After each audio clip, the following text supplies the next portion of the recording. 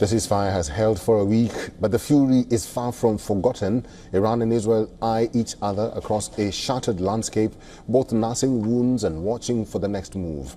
The death toll is stuck. 935 killed in Iran, 23 in Israel. Top Iranian commanders and scientists are among them, while Israel mourns its own losses and counts the cost at $12 billion. Beneath the uneasy calm, both sides are rearming, calculating, and waiting for a spark.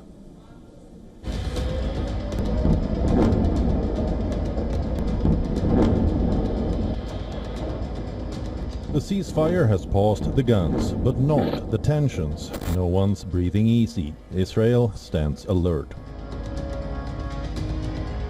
Rebuilding defenses, Iran counts missiles and tests patience.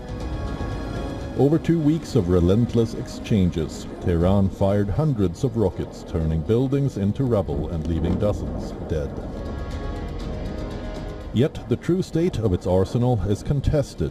Israeli intelligence claims to have destroyed much of Iran's stockpile and the means to replenish it, but experts warn that Iran's remaining missiles, even if depleted, can still wreak havoc.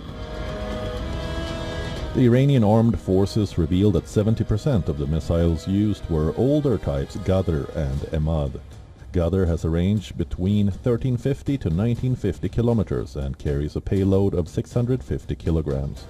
On the other hand, the Emad missiles have a range of 1700 kilometers and carry a payload of 750 kilograms. But these were not the latest, most advanced Iranian missiles.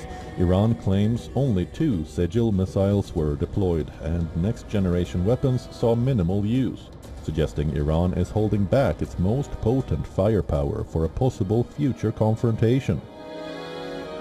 The strategy is clear. Iran is preparing for a protracted war, gradually rolling out its arsenal in a deadly, calculated dance. Its older missiles still demonstrated remarkable accuracy, hitting military and civilian targets with precision.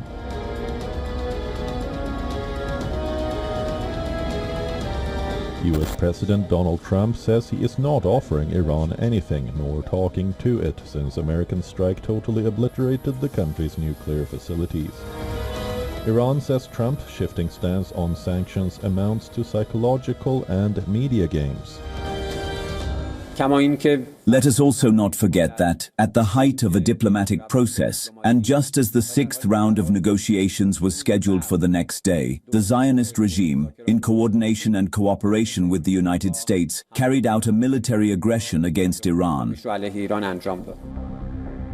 Israel's air defenses are running thin after exhausting 15 to 20% of the US's global THAAD anti-missile arsenal in just 11 days.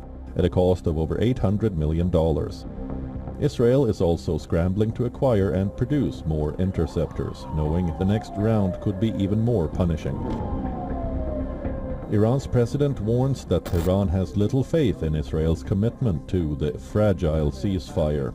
The Islamic Republic has halted cooperation with the UN nuclear watchdog, accusing the agency of bias and failing to condemn the strikes.